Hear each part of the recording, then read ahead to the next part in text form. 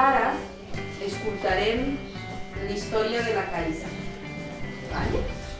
Molt silenciós i hem de recordar molt la seva història perquè després farem l'activitat de fer-li preguntes de la seva història. Així que hem de posar molt d'atenció i hem de pensar, mira, jo voldria saber una mica més d'aquesta part de la història o una mica més d'aquesta part. Estic molt contenta d'estar aquí amb vosaltres i de compartir aquesta història meva. Doncs jo vinc d'un país que es diu Algèria, que està al nord d'Àfrica i que està al costat del Marroc. Doncs la meva història la faré una mica com un conte, però que no s'acaba. La meva història no s'ha acabat. Doncs és una mica com el conte de la brisa. Doncs jo us diré així, un conte. Va tenir una vegada una noia, que soc jo, que es diu Kaisa, que des que era petita patia una doble discriminació, dues discriminacions. Primer, perquè parla una llengua que està prohibida en el seu país, i segon, perquè és noia i que hi ha molta discriminació entre les dones i els homes en el seu país.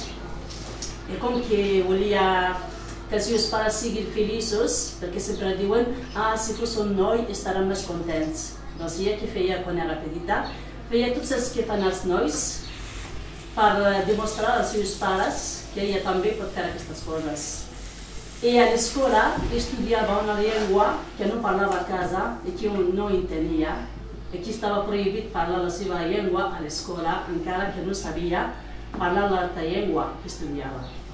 Doncs així fins que aquesta noia va ser gran, va estudiar, va entrar a la universitat i ja és adulta, va decidir lluitar per les dues injustícies, per les dues discriminacions, és a dir, lluitar per la seva identitat, la seva llengua, i també lluitar contra aquestes discriminacions contra les noies i contra les dones. Estava a la universitat i va conèixer el seu amant, el seu nòvio, que ell també és un defensor de drets humans, de tots els drets humans, i van decidir lluitar junts i treballar com a periodistes.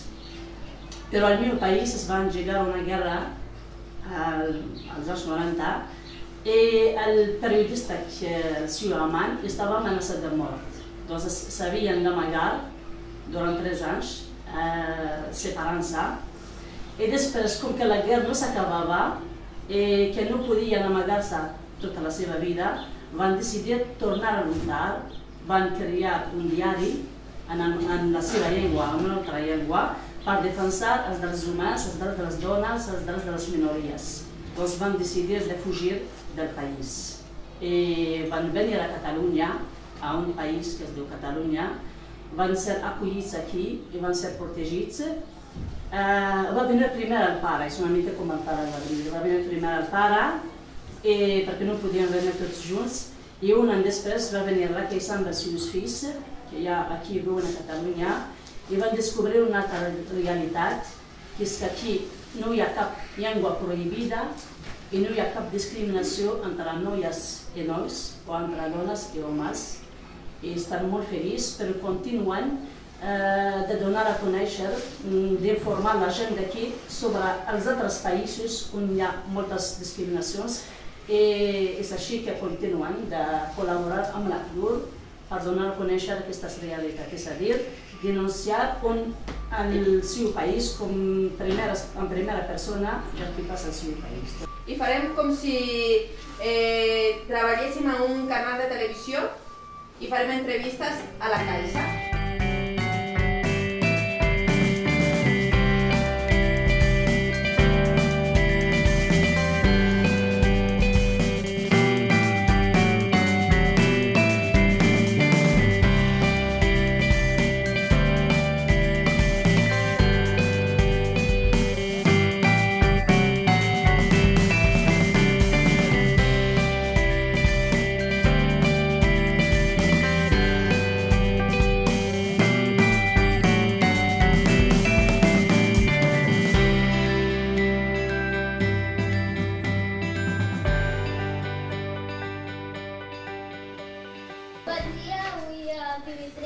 Dia 14 entrevistarem una noia que està refugiada, que diu que això.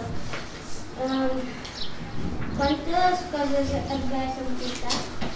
No moltes, perquè tenia dret a una maleta. Doncs en aquesta maleta vaig emportar objectes que són molt valorosos per mi. Doncs què va fer la meva mare?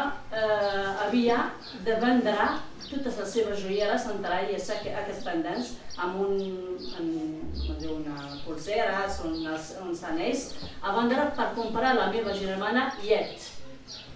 I doncs, com que la meva mare sempre explica a la meva germana que quan eres petita jo vaig vendre les meves joieres perquè tu puguis menjar i tot, i la meva germana estava a l'escola i sempre pensa quan estaré gran recuperaré les joies de la meva mare.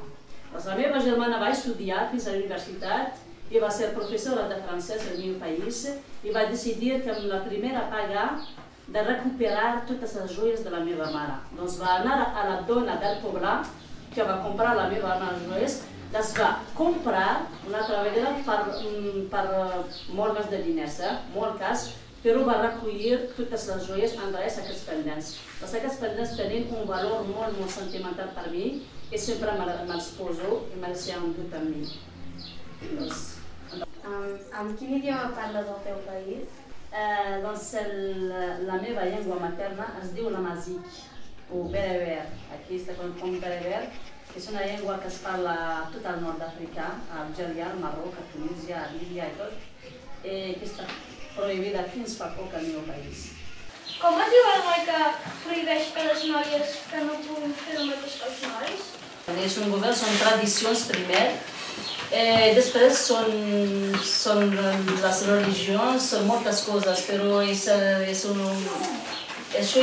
són les mentalitats que fan que les noies han de ser preparades només per casar-se un dia i de ser esposes molt someses i tot. Jo estava en contra d'això i moltes noies com jo estaven en contra d'això. Tenies por quan vas marxar del teu país? Sí que tenia por. Tothom té por del matin o que el posin a la presó o que el torturin. La por és un sentiment normal. Doncs teníem por i sobretot teníem més por, no per nosaltres, perquè jo quan estava només i el meu marit, no teníem tan por perquè quan estàs a dins d'una guerra tens la responsabilitat de fer alguna cosa tu també i no de fugir. Però quan vam tenir els nostres fills, teníem més por pels nostres fills, que començaven altres amenaces per als familiars, als pares, als germans, que també han fugit a altres països. Sí que teníem por, és per això que vam decidir de deixar el país i de venir cap aquí. Gràcies per vindre a Campionat. Gràcies a tu.